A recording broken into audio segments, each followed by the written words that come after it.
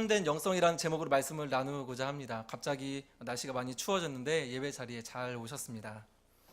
시골 변두리 지역에서 교회에서 약 한 20년 동안 목회를 하시던 목사님이 계셨습니다. 그런데 그만 그 다 큰 아들이 교통사고로 먼저 주님 품에 안기게 되었습니다.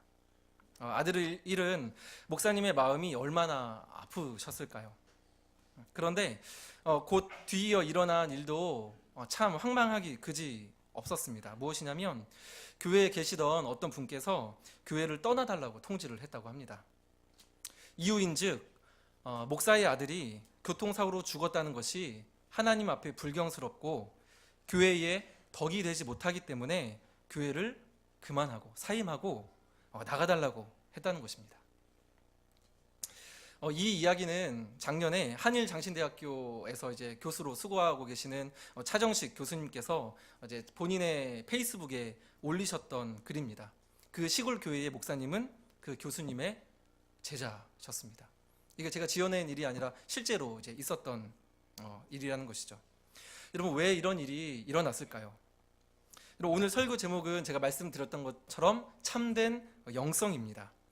영성이라는 의미를 간단하게 말씀을 드리면 예수님으로 말미암아 거듭난 사람 안에 내재되어 있는 그리스도인의 특성이다라고 간단하게 좀 정의를 할 수 있습니다. 조금 더 쉽게 표현을 하면 그리스도인다움의 어떤 기준이라고 할 수도 있겠죠. 앞서 말씀드렸던 이 참 황망하고 안타까운 이 이야기는 바로 이 영성의 기준을 오해를 했고 그 기준을 잘못 세웠기 때문에 일어난 일이었습니다. 여러분, 오늘날 내가 그리스도인 됨의 특징이 있다고 한다면 그것은 무엇일까요? 무엇이 우리 그리스도인들을 그리스도인답게 합니까? 무엇이 우리 그리스도인의 참된 영성일까요? 정말로 교회 직분자의 자녀라면 좋은 대학교에 합격을 하고 높은 연봉의 직장에 취직하고 좋은 집안에 시집장가 가야 그 부모님의 영성이 인정을 받는 것일까요? 사실 오늘 본문에 나오는 바울도 동일한 굉장히 비슷한 상황 가운데 있었습니다. 오늘날 우리에게 이 바울은 어떤 사람입니까? 대사도죠, 그죠? 그 영화 제목도 뭡니까? 바울. 그 이름이 영화 제목, 그런 영화가 그렇게 많지가 않잖아요, 그죠? 훗날에 뭐 임상태 이런 영화 제목이 나오지는 않겠죠. 네, 그런 일 없지만 바울 얼마나 대단합니까? 대사도죠. 그런데 거기에 대해서 이제 이견이 없습니다. 오늘날 우리에게는, 그죠? 대단한 사람이죠. 그러나 그 바울이 생존했던 그 당시에는 바울을 대적했던 사람들이 굉장히 많았다는 것이죠. 우리가 야, 바울 대단하지만 그 당시에는 그를 대적한 사람들이 굉장히 많았어요.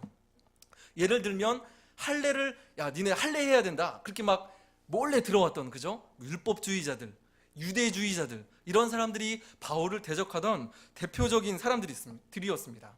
그래서 바울이 강조했던 게 무엇입니까? 갈라디아서에서, 로마서에서 무엇을 강조합니까? 의인은 오직 믿음으로 말미암아서, 이 이신칭의를 강조하죠. 그렇기 때문에 이 바울이 주장하는 중심 사상이 이 이신칭의처럼 보이기도 합니다. 그러나 그러한 사람들 외에 못지않게 이 사도 바울을 괴롭혔던 사람들이 있었습니다. 그 사람들이 어떤 사람들이냐면 이른바 승리주의자들이었습니다.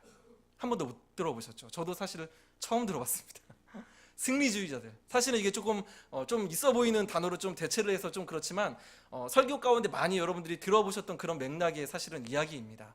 승리주의자들. 이 사람들이 바울을 굉장히 많이 대적했던 그런 부류의 사람들 중 일부입니다. 쉽게 말하면 이 승리주의라는 건 무엇이냐면 예수님을 제대로 믿으면 세상에서 실패하지 않고 승승장구한다는 것이죠. 이게 바로 승리주의자들의 주장입니다. 높은 연봉에 병에 걸려 빌빌거리는 일이 없다. 바로 이것이 승리주의자들의 주장이죠. 고린도 후서에서는 이에 대한 주장에 대해서 사도 바울이 그러한 사람들을 일컬어서 뭐라고 하냐면 지극히 크다는 사도, 뭔가 살짝 비꼬는 게 느껴지지 않습니까? 그죠? 지극히 크다는 사도라는 이 단어의 조합을 이용을 해서 고린도 후서를 풀어가고 있습니다. 그래서 사실은 지극히 크다는 사도라는 이 단어 자체가 그대로 들어가 있는 부분이 두 군데가 나오고요. 그리고 이와 비슷한 맥락이 다른 단어를 대체를 해서 고린도서에서 굉장히 여러 부분에서 이 사람들에 대해서 이제 반론을 하고 말을 하고 있습니다. 그렇다고 한다면 여러분, 바울은 어떻습니까? 그 승리주의자들의 어떤 주장에 의하면 바울은 어떻죠? 그의 육신에 뭐가 있었습니까? 육체에 가시가 있어서 3번이나 주님께 간구했죠. 그렇다고 한다면 바울은 어떻습니까? 사람들이 그리고 뭐 그 육체의 연약함 뿐만이었습니까? 제가 벌써 말을 했는데 그 바울이 들어갔던 데 어디죠? 감옥에 들어갔죠. 감옥에. 그죠? 제가 만약에 감옥에 들어갔다 나왔으면 제가 이 자리에 설 수 있었을까요? 네, 못 썼겠죠. 그러나 바울은 감옥에도 들락날락 했던, 어떻게 보면 그 당시에도 전과자였던 그런 사람이 바울입니다. 그렇다면 주님 앞에 이 사도 바울은 분명하게 문제가 있는 그러한 전도자요, 교회에서는 쫓겨나기 딱 좋은 지도자가 아니었겠습니까? 사실 이런 비슷한 그 맥락의 그 메시지들이 그의 서신인 빌립보서에도 사실은 나옵니다. 빌립보서에 그 바울과 함께 했던 그 제자 동료였는데 병이 들었다라고 말을 하는 굉장히 발음하기 어려운 제자가 한 명이 나오죠. 에바브로디도. 그죠? 저는 이제 발음이 잘 되네요. 에바브로디도. 근데 그게 문제가 된 것처럼 나옵니다. 빌립보서에. 그렇게 병 걸린 것이 문제가 되고 바울이 감옥에 갇힌 것이 어떤 부끄러움의 이유로 등장하는 것도 동일한 이제 맥락의 이유인 것이죠. 그렇기 때문에 바울은 교회와 적지 않은 성도들로부터 사도됨의 의심, 비난, 배척, 조롱을 당했습니다. 제가 그런 배척과 조롱을 당했다고 한다면 저는 벌써 네, 안녕히 계세요 하고 사임을 했을지도 모릅니다. 본인의 마음도 정말 힘들었을 겁니다. 그죠? 정말 힘듭니다, 이게. 네, 거기서 그런 조롱과 배척을 당하면 쉽지가 않습니다. 그런데 그거보다도 바울의 심령 가운데 더 힘들었던 게 있었는데, 그것이 무엇이냐면 그 바울의 심령 가운데 붙들고 있었던 십자가의 본질이 점점점 퇴색되어져 가고 있는 그 상황을 참을 수가 없었던 것이죠. 그것이 아닌데, 예수 잘 믿는다고 해서 다 잘 되는 것이 아닌데 자꾸 그런 말을 하고, 내가 막 환상을 봤다, 계시를 봤다, 막 사람들이 자기 높이고 사람들이 몰려들고 거기에 대해서, 그러니까 그게 십자가의 본질이 아닌데 라는 그 마음 가운데 이 불붙는 마음이 있어서 이 붓을 들어서 오늘 말씀이 이 고린도후서를 사도 바울이 썼다는 것입니다. 여러분, 12장 1절을 한번 좀 볼까요? 거기에 대해서 바울이 무엇을 하는지 한번 봤으면 좋겠습니다. 1절 같이 한번 읽어보겠습니다. 무익하나마 내가 부득불 자랑하노니 주의 환상과 계시를 말하리라. 무익하나마는 무엇입니까? 말 그대로 나에게 도움이 하나도 되지 않지만, 도움이 되지 않지만 내가 부득불, 어쩔 수 없이 말하노니, 내가 자랑합니다. 어쩔 수 없이 말합니다. 내가 말하지 않아도 되는데, 도움도 안 되는데 어쩔 수 없이 내가 자랑합니다 라고 말을 하면서 뭐라고 하냐면, 환상과 계시를 말하리라 라고 말을 합니다. 이 부분은 사실은 뭐 그렇게 중요하다고 생각되어지지는 않고 간단하게 좀 짚고 넘어가려고 하는데요. 환상은 말 그대로 환상입니다. 하나님께서 주시는 어떤 이미지들을 우리의 눈으로 목격할 수 있는 것, 그것이 이제 환상이죠. 반면에 계시는 눈으로 보이지 않는 것까지를 포함한 하나님의 뜻을 말을 합니다. 그 내용이 무엇인가 2절부터 4절까지 나와 있는데요. 같이 한번 좀 읽어봤으면 좋겠습니다. 2절부터 4절까지 한 목소리 같이 한번 읽어보겠습니다. 내가 그리스도 안에 있는 한 사람을 아노니 그는 14년 전에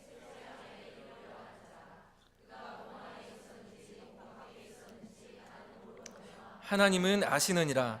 내가 이런 사람을 아노니 그가 몸 안에 있었는지 몸 밖에 있었는지 나는 모르거니와 하나님은 아시느니라. 그가 낙원으로 이끌려가서 말로 표현할 수 없는 말을 들었으니 이르지 못할 말이로다. 아멘. 보면은 한 사람을 아노니 하면서 한 사람이 셋째 하늘에 이끌려갔다고 합니다. 이 셋째 하늘에 대한 여러 가지 해석이 있지만 모든 해석들의 공통점이 있다고 한다면 가장 높은 차원의 그 천상이 하늘에 이끌려갔다라는 것이라고 할 수가 있습니다. 그러면 가장 높은 차원의 하늘이라고 한다면 누가 계시는 곳일까요?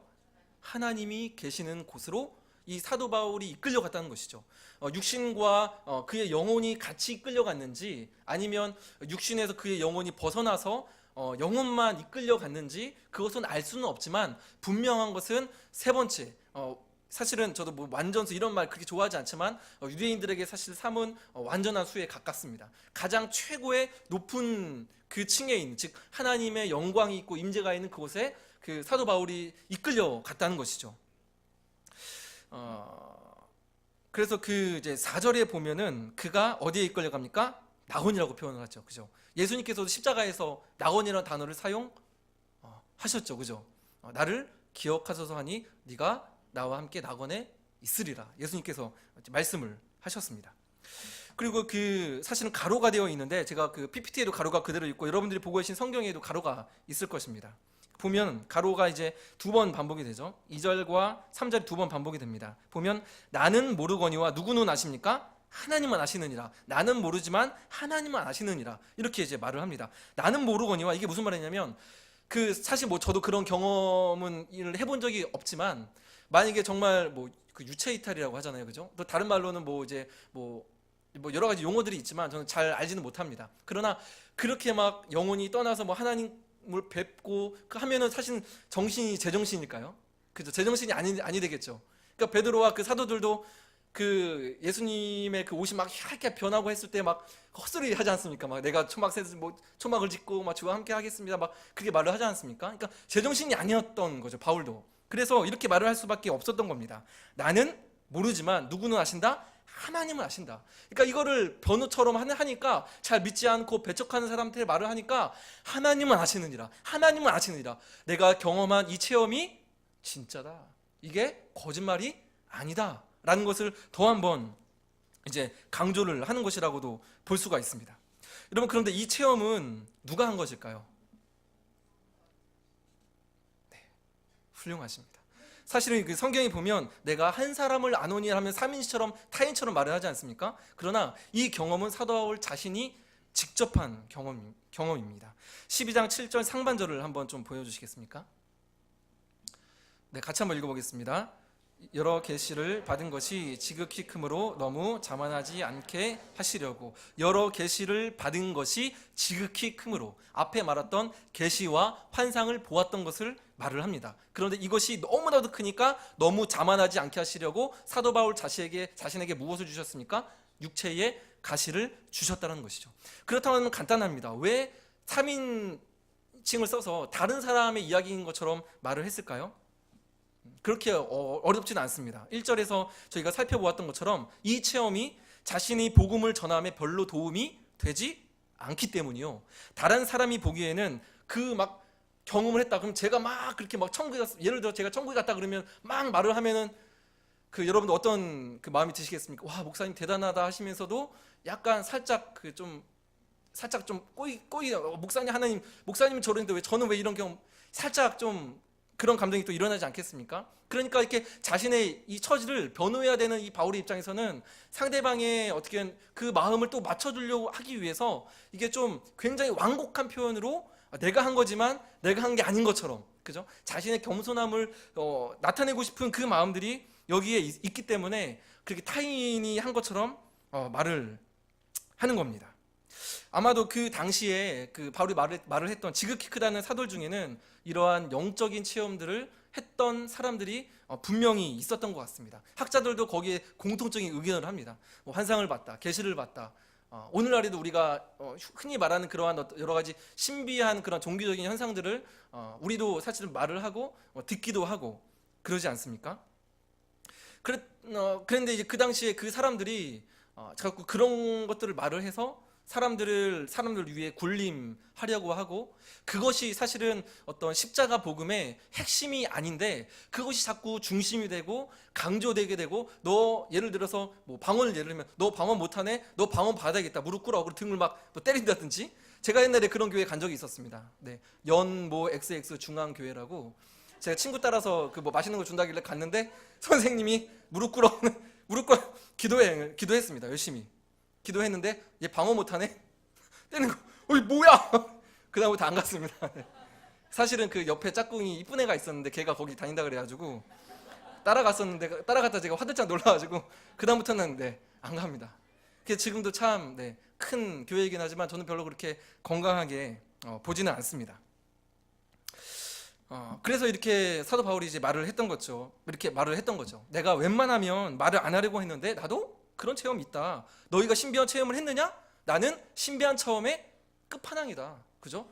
하나님이 계신 곳에 갔는데 더 끝판왕이 있습니까? 없죠. 끝판왕인 것이죠. 나는 그 체험의 끝을 보았다. 그러나 그것은 진정한 자랑이 되지 못한다. 왜냐하면 그것이 중요하지 않기 때문이다. 이렇게 말을 하는 것이죠. 주 안에서 사랑하는 여러분, 참된 영성은 어떤 신비한 체험이나 은사들에 있지 않습니다. 성령 하나님의 역사를 저는 부인하지 않습니다. 저도 체험을 했는걸요. 그러나 그러한 체험이 결코 참된 그리스도인의 특징이 될 수는 없습니다. 마태복음 7장 18절에 보면 이런 말씀이 있습니다. 좋은 나무가 나쁜 열매를 맺을 수 없고 못된 나무가 아름다운 열매를 맺을 수 없느니라. 진정한 영성은 진리를 깨닫고 그 진리를 따라 사랑 가운데 실천하여서 열매를 맺는 그 열매 맺음에 있는 줄 믿으시기 바랍니다. 성경에 기록된 체험들, 은사들을 강구하셔도 괜찮습니다. 얼마든지 강구하셔도 괜찮습니다. 그러나 그것이 그리스도인답게 하는 특징이 결코 되지 못합니다. 구하시려거든 모든 체험과 은사의 최고봉인 사랑을 구하십시오. 저도 청년 시절에 방언의 은사를 강구했었습니다. 근데 정말 주셨습니다. 아프리카 같은 말로, 처음 들어보는 말로, 네, 딱 봐도 아프리카 갈처럼 보이지는 않죠? 네. 근데 진짜 그런 언어로 저도 이렇게 막 모르게 했습니다. 근데 그 방언의 은사를 받은 게 1년이 채 가지 못하고 사라졌습니다. 그런데 제가 지금 다시 그런 은사들을 강구한다고 한다면 저는 사랑의 은사만을 강구할 것 같습니다. 물론 다른 은사들도 가끔 구하긴 하겠지만, 그리고 실제적으로 구하고 있습니다. 그러나 그 은사들 또한 타인을 섬기기 위한 은사들이기 때문에 제가 그렇게 구하고 있는 것입니다. 신령한 기도의 은사가 있고 어떠한 능력이 나타난다더라 하는 이런 분들이나 이런 곳에 여러분 찾아가지 마십시오. 그러한 사람들을 모임에서 나오는 그들의 말 한마디에 여러분의 인생을 맡기고 싶지 않으시다면 교회의 사역자로서 권면드리건대 찾아가지 마십시오. 목사님, 너무 내가 힘들고 답답한데요. 이해가 갑니다. 저도 나도 가볼까? 마음이 막 이렇게 흔들렸던 적이 있었거든요. 그쵸? 너무 힘든데요, 목사님. 그런데 정말 가고 싶은데요. 정말 이해합니다. 여러분, 그렇다고 한다면 먼저 교회 공동체 안에서 함께 마음을 터놓고 기도할 수 있는 사람을 나에게 하나님 붙여주시옵소서. 그렇게 기도하십시오. 그리고 교회 순장님들, 저와 같은 부교역자들을 활용해 주십시오. 너무 힘들면 그렇게 기도하십시오. 함께 손잡고 서로를 위로하며 기도하라고 이 동탄 지역에 하늘빛 우리교회를 세우신 줄 저는 믿습니다. 한 사람이면 패하겠거니와 두 사람이면 맞설 수 있나니 세 겹줄은 쉽게 끊어지지 아니하리라. 참된 영성은 신비한 어떤 체험과 현상에 있는 것이 아니라 진리와 사랑 가운데 행함에 있습니다. 여러분, 그런데 이러한 놀랍고 신비한 체험이 바울에게 무엇을 가져왔는지 아십니까? 너무나 쉽게 은사와 그런 어떤 이적들, 체험들을 너무 쉽게 강구하지 마십시오. 큰일 납니다. 7절에 보면 제가 읽어드리겠습니다. 여러 계시를 받은 것이 지극히 크므로 너무 자만하지 않게 하시려고 내 육체의 가시 곧 사탄의 사자를 주셨으니. 누구나 흠모하고 굉장한 체험이지만 결국엔 그 굉장한 체험은 사도 바울의 육체의 가시 곧 사탄의 사자로 그에게 찾아왔습니다. 여러분, 그래도 구하시겠습니까? 학자마다 이 육체의 가시가 무엇인지 많은 이야기들이 있습니다. 뭐 눈의 안질이다. 그 말은 이제 갈라디아에 보면은 내가 뭐 눈이라도 빼어서 주었으리라 하면서 이제 막 그 함께했던 동료들을 치켜 세우고 하는 그 바울의 고백이 있거든요. 근데 그래서 눈이라도 빼어주면 해가지고 이 바울이 안질이다, 눈이 막 콕콕 쑤시고 하는 그런 질병이 있다, 또는 이제 뭐 간질이다, 아니면 말라리아다. 뭐 말라리아는 조금은 생뚱맞는데 왜 그런 이렇게 이야기가 나왔는지 잘 모르겠습니다. 뭐 말라리아다, 굉장히 많은 이야기들이 있습니다. 그러나 분명한 것은 그 육체의 연약함이 바울에게는 굉장히 힘든 그 육체의 가시였다라는 것이죠. 3번이나 기도했기 때문에 그렇습니다. 그래 바울은 이 가시를 본문에서 보면 사탄의 사자라고 표현을 합니다. 이 사탄의 사자라는 말을 이제 영어 성경을 보면 메신저라고 합니다. 그죠? 메신저, 가서 이제 보내는 사람, 그죠? 그런 이제 뜻입니다. 사탄의 사자. 그 질병을 사탄이 보낸 것이다라고 표현을 합니다. 여러분, 그렇다고 한다면 분명합니다. 무엇이 분명하냐면 사탄의 역사라고 한다면 이 사도 바울이 보통 사람이 아니잖아요. 그죠? 하나님께 붙들림 받아서 예수님께 확 뒤집혀서 그 막 다니는 사람이 사도 바울입니다. 그렇다고 한다면 분명하죠. 하나님, 사탄의 역사를 묶어 주시옵소서 하면 하나님께서 역사하지 않으시겠습니까? 그죠? 분명하게 역사를 하실 것입니다. 그런데 이게 그렇게 간단하지가 않습니다. 왜냐하면 오늘 본문을 다시 한번 좀 보면은 7절을 다시 한번 보면 너무 자만하지 않게 하시려고 내 육체의 가시 곧 사탄의 사자를 어떻게 하셨습니까? 주셨으니라고 합니다. 그죠? 주셨으니. 주체가 누굴까요? 하나님이 주셨다는 것입니다. 사탄이 그냥 자기가 내가 바울 제발 막 엄청 돌아다니는 복음을 전하네, 내가 가야겠다 한 것이 아니라 그 일이, 그 사탄의 사자, 그 육체의 가시를 주신 그 일이 하늘에 계신 하나님으로부터 시작이 되었다는 것입니다. 그렇다고 한다면 이야기가 달라지죠. 그 주체는 하나님이시다라는 것입니다. 바울의 질병, 하나님으로부터에 의해서 주어졌다는 것이죠. 여러분, 우리는 어떠한 상황들, 나에게 다가온 여러 가지 참 해석하기 어려운 그런 상황들을 어떻게 해서 너무 답답하니까 쉽게 해석을 하고 거기에 설명을 덧붙이려는 그러한 어떤 행동들을 하게 될 때가 참 쉽지 않은가 싶습니다. 제가 잠깐 가정을 들어보겠습니다. 제가 중병에 걸렸습니다. 저희 교회에서 오전에 한 분, 그리고 저녁에 한 분이 오셨습니다. 제가 미리 저희 교역자들에게 양해를 구했는데, 오전에 오셨던 임정숙 전도사님께서 저에게 말씀하셨습니다. 목사님의 사역에 대한 사탄의 공격입니다. 우리 함께 기도해요. 가셨습니다. 주여 기도하고 가셨습니다. 근데 저녁에 한명선 전도사님께서 오셨습니다. 저에게 말씀하셨습니다. 목사님, 너무 목사님이 열심히 하시니까 하나님께서 쉬라고 여유를 주신 것 같아요. 푹 쉬시고 여러 가지 행정적인 일들 제가 다 할 테니까 푹 쉬고 오세요. 저는 그렇게 말을 듣고 그날 밤에 아마 혼란에 빠질 겁니다. 그죠? 도대체 누구 말을 의지하고 그 누구 말을 이렇게 받아들여야 할까요? 여러분, 고난하면 욥을 빼놓을 수 없죠. 사탄에 의해서 가족들과 자식과 온 모든 소유가 하루아침에 사라져버렸습니다. 아무도 이해할 수 없는 상황이었습니다. 아내는 욥에게 하나님을 욕하고 죽어라 라고 말을 할 정도였죠. 그러나 여러분 어떻습니까? 그 뒤에는 하나님의 주권적인 손길이 있었죠. 그게 욥기서 1장 서두부터 나오는 이야기가 아닙니까? 하나님께서는 그 욥이 창조주 되신 하나님에 대한 새로운 깨달음을 가질 수 있도록 고난을 사용하셨던 것이죠. 예수님의 십자가를 보아도 그렇습니다. 예수님은 육신적으로 그리고 정신적으로 굉장히 심한 고난을 당하셨죠. 그런데 그러한 고난에 대해서 훗날 베드로는 사도행전 2장 23절에서 이렇게 해석을 합니다. PPT 한번 읽어주시면 같이 한번 읽어보겠습니다. 그가 하나님께서 내준 바 되었거늘 너희가 법 없는 자들의 손을 빌려 못 박아 죽였으나. 그렇죠?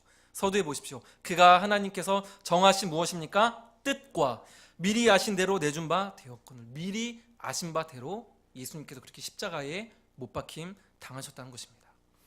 우리에게 주어진 육신의 연약함이나 크고 작은 어떠한 여러 가지 사건들과 어려움들에 대해서 여러분 너무 쉽게 속단하거나 해석하는 것은 그렇게 좋은 방법은 아닙니다. 타인의 아픔과 상황에 대해서는 더욱더 그러해야 하죠. 그래서 그 육신의 큰 중병, 질병 가운데에 누워 계신 분을 신방을 가서 뵈면 정말 솔직하게 해드릴 말씀이 없습니다. 무엇이라고 쉽게 할 수도 없고 단정할 수도 없기 때문에 그저 그래서 얼마나 참 놀라셨냐고, 얼마나 아프셨냐고, 그렇게 하나님의 은혜를, 자비를 구하고 그렇게 기도하고 돌아올 수밖에 없습니다. 바울이 3번 주님께 간구했습니다. 자신의 육체의 가시를 위해서. 그러나 하나님 그 간구를 들어주지 않으셨습니다. 겟세마네 동산의 예수님의 기도도 똑같았죠. 마가복음 14장 36절에 보면 이렇게 말을 합니다. 제가 읽어드리겠습니다. 이르시되 아빠 아버지여, 아버지께는 모든 것이 가능하오니 이 잔을 내게서 옮기시옵소서. 그러나 나의 원대로 마옵시고 아버지의 원대로 하옵소서 하시고, 예수님께서는 3번째나 동일한 말로 기도를 하셨지만 하나님께서는 예수님께 주어진 그 잔을 치우시지 않으셨습니다. 그리고 그 때문에 우리의 구원은 예수님께서 아버지의 잔을 거부하지 않으시고 그대로 받아들였다는 그 사실에 있습니다. 예수님께서 겟세마네에서 기도할 때 한 천사가 와서 무엇을 했습니까? 힘을 더했습니다 라고 누가복음에 기록이 되어 있습니다. 뭐 그렇다고 한다면 사도 바울도 굉장히 대단한 이 사도 아니지 않습니까? 3번 간구했습니다. 그러면 하나님은 이 사도 바울에게 무엇을 주셨을까요? 위로와 힘이 되는 말씀을 주셨습니다. 12장 9절 상반절을 한번 좀 보여주시겠습니까? 같이 한번 읽어보도록 하겠습니다. 나에게 이르시기를 내 은혜가 너에게 족하도다. 이는 내 능력이 약한 데서 온전하여 짐이라 하신지라. 아멘. 내 은혜가 너에게 충분하지 않느냐? 내 능력은 약한 자 안에서 완전히 드러난다라고 힘이 되는 약속의 말씀을 주셨습니다. 저 또한 청년 시절 삶의 갈림길을 놓고 굉장히 심하게 고민을 했었던 적이 있었습니다. 그때 저에게 주셨던 말씀이 있습니다. 잠언 3장 6절에 있는 말씀인데 PT는 없습니다. 너는 범사의 글을 인정하라. 그리하면 내 길을 지도하시리라. 그 오늘날 성경에는 이제 그 지도하시리라고 되어 있는, 예전에 제가 붙잡았을 때는 인도하시리라 그 버전이었었거든요. 너는 범사의 글을 인정하라. 그리하면 내 길을 지도하시리라. 앞날이 어떻게 될지 몰랐습니다. 그래서 너무나도 고민이 되고, 근데 그때마다 이거를 계속 고백하면서 하나님의 은혜를, 인도하심을 구하면서 그때 맡겨진 그 저에게 주어진 상황들에서 일단은 최선을 다했습니다. 하나님을 인정하기 위해서 최선을 다했습니다. 그러다 보니까 조금씩 하나님께서 저를 인도하여 주시고 제가 그 걷는 길 가운데 동행하심을 제가 체험할 수가 있었습니다. 여러분, 예수님을 주인으로 모시고 사는 우리 그리스도인들은 주시는 말씀 속에서 힘을 얻고 인생의 다양한 어려움 속에서도 하나님의 섭리를 믿음으로 바라보는 사람들입니다. 그래서 엎드러지더라도 아주 엎드러지지 않는 것은 그 사람, 아주 엎드러져도 엎드러지지 않는 그 존재 자체가 바로 우리 그리스도인됨의 특징이다라는 것입니다. 그것이 우리 바로 그리스도인의 진정한 모습이다라는 것입니다. 하나님께서 우리의 간구에 응답하지 않으실 때가 분명히 있을 것입니다. 그러나 기도 가운데 하나님을 찾을 때에 바울에게 약속의 말씀을 주셨던 것처럼, 그리고 예수님께 천사들을 통해서 그 힘을 더하셨던 것처럼 하나님은 언제나 우리 공동체에게 그리고 나에게 필요한 힘을 공급해 주시는 줄 믿습니다. 주 안에서 사랑하는 여러분, 이 부분에 있어서만큼은 여러분 확신을 가지셔야 됩니다.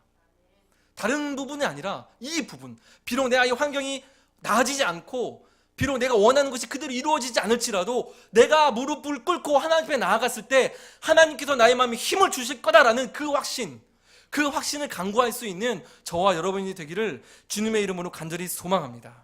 여러분, 참된 영성은 우리가 구하는 대로 주시는 것이 아니라 주시지 않을 때라도 하나님과 동행하는 것, 이것이 참된 영성인 줄 믿습니다. 여러분, 마지막 한 가지 부분만 살펴보고 말씀을 정리하고자 합니다. 여러분, 내 은혜가 내게 족하도다. 내 능력이 약한 데서 온전하여짐이라. 이 말씀이, 우리가 읽었던 이 말씀이 무슨 뜻일까요? 고린도후서 12장 9절 10절을 한번 좀 읽어봤으면 좋겠는데요. 마지막 부분입니다. 한 목소리 한번 좀 읽어보겠습니다. 그러므로 도리에 크게 기뻐함으로 나의 여러 약한 것들에 대하여 자랑하리니 이는 그리스도의 능력이 내게 머물게 하려 함이라. 그러므로 내가 그리스도를 위하여 약한 것들과 능욕과 궁핍과 박해와 공고를 기뻐하노니 이는 내가 약한 그때의 강함이라. 아멘. 바울은 자신의 약함을 계속해서 말을 하고 있습니다. 9절 중간에 보면 나의 여러 약한 것들에 대하여 자랑하리니, 그리고 10절에 보면 자기가 당했던 그 고난들을 막 하나하나 단어를 사용해서 늘어놓고 있죠. 10절에 보면, 중간쯤에 보면 그러므로 내가 그리스도를 위하여 약한 것들과 능욕과 궁핍과 박해와 공고를, 이 중에서 하나만 나에게 있어도 우리는 얼마나 힘들겠습니까? 근데 이 사도 바울은 아주 그냥 고난의 3종 세트 같습니다. 그죠? 1+1도 아니고 1+3는 별로 없는 1+2 정도까지는 있는데, 그죠? 완전히 고난의 3종 세트 같습니다. 여러분, 바울이 왜 이렇게 이 연약함을 경험을 했을까요? 여러분, 사실은 9절과 10절에서 말을 하는 고난들은요, 사도 바울 그 자신에게는 물론 쉽지는 않았겠지만 그것이 정말로 그의 어떤 마음과 육신을 눌리게 하는 것은 아니었습니다.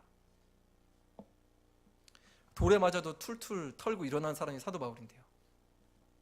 대신 그가 그렇게 연약함을 겪을 수밖에 없었고, 그것을 제쳐놓고라도 더 크게 그의 마음을 눌리게 하는 것이 단 한 가지가 있었었는데요. 그것은 바로 주님의 교회와 함께하게 하여 주신 성도들 때문이었습니다. 우리 화면 좀 띄워주시겠습니까? 고린도후서 11장 26절에서 28절입니다. 오늘 우리가 살펴본 본문 이제 앞쪽에 나와 있는 부분인데요. 이 부분도 같이 한번 좀 읽어봤으면 좋겠습니다. 함께 읽겠습니다.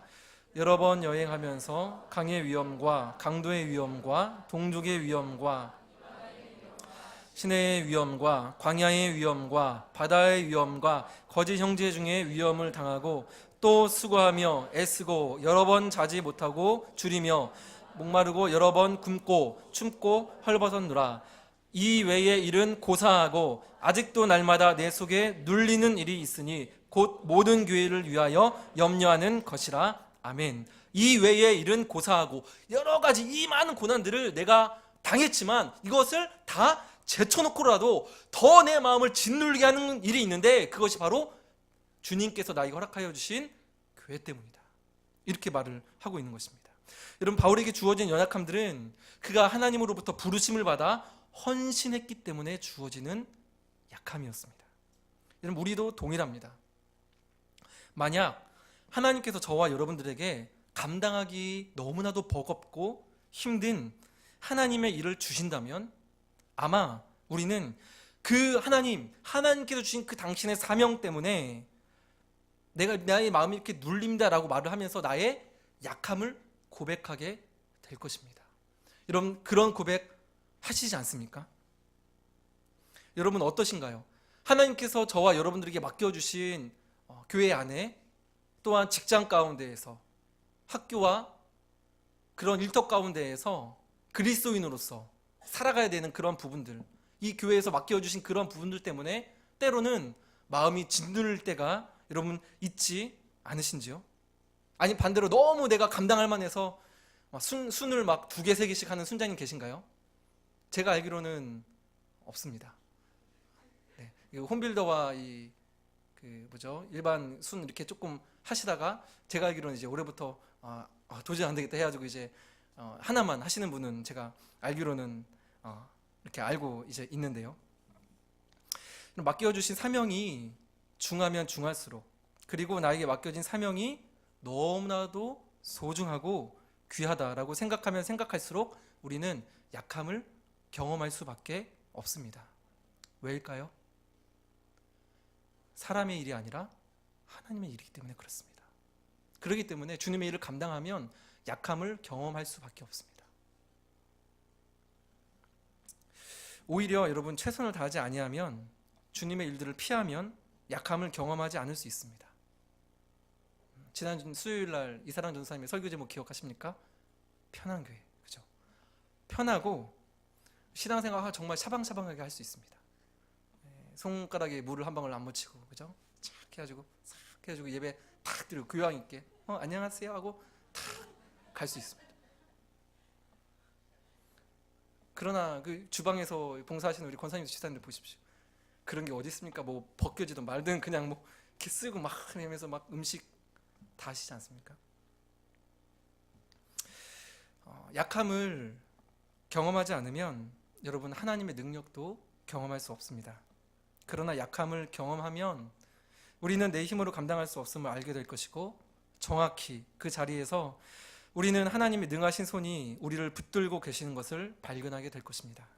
함께 생활하는 저희 동료 교역자분들을 보면 최근에 결혼하여 얼굴에 그 윤기가 좀 흐르는 박찬우 목사님을 제외하고는 대부분 얼굴색이 바래셨어요.